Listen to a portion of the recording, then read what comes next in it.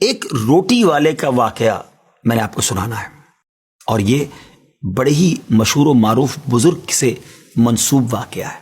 حضرت ابو بردہ رضی اللہ تعالیٰ عنہ راوی ہیں کہ حضرت ابو موسیٰ اشعری رضی اللہ تعالیٰ عنہ کی جب وفات کا وقت قریب آیا تو انہوں نے اپنے بیٹوں سے کہا کہ اے بیٹو، روٹی والے کو یاد رکھنا۔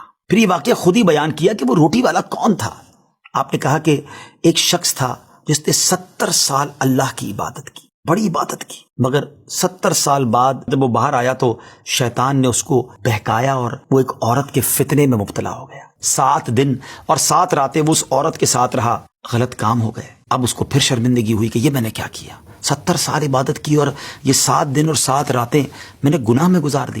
بڑا شرمندہ، بڑا نادم، قدم قدم پر سجدے کرتا جاتا، توبہ کرتا جاتا۔ اب چلتے چلتے چلتے ایک مسافر خانے میں پہنچا تو وہاں 12 مسکین لوگ پڑے ہوئے تھے، لیٹے ہوئے تھے۔ اس نے بھی جگہ بنائی اور ان کے درمیان جا کر خود بھی گر کر سو گئے۔ اب رات میں ایک شخص آیا جو ان کو کھانا دیا کرتا تھا، روٹی دیا کرتا تھا۔ ایک ایک کر کے 12 روٹیاں لے کر آیا تھا، اس کو پتا تھا یہاں 12 مسکین رہتے ہیں۔ ایک ایک کر کے سب کو روٹی دینے لگا۔ وہ شخص جو یہاں آ کر اچانک بیچ میں آ کر لیٹا تھا، اس کو بھی وہ مسکین سمجھا اور اس کو بھی روٹی دے دی۔ لیکن ظاہر ہے کہ اگر ترتیب سے روٹی دیتے دیتے آگے آئے تو آخری نمبر والے کو روٹی نہ ملی، کیونکہ یہ تو 13 ہو چکے تھے۔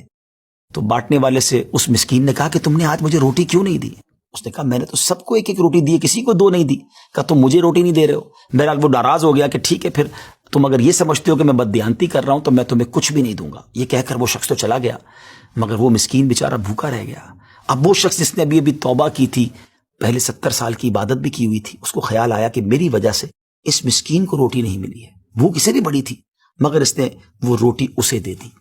شدید بھوک لگی ہوئی تھی، رات بھر بھوک میں تڑپتا رہا، اور اسی بھوک کے عالم میں صبح اس کا انتقال ہو گیا۔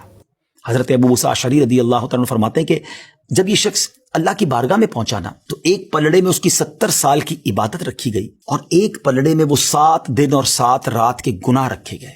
تو فرمایا کہ وہ گناہ جو تھے وہ 70 سال کی عبادت سے آگے بڑھ گئے، یعنی اب اس کے لیے گویا حکم ہو سکتا تھا کہ وہ جہنم میں جائے، مگر ان 7 دن کے گناہوں کے سامنے وہ روٹی رکھی گئی، اور اس روٹی کی برکت سے، کیونکہ وہ اخلاص کے ساتھ ایثار کی گئی تھی، مسکین کی مدد کی گئی تھی، وہ 7 دن کے بڑے بڑے گناہ معاف کر دیے گئے اور وہ جنت میں چلا گیا۔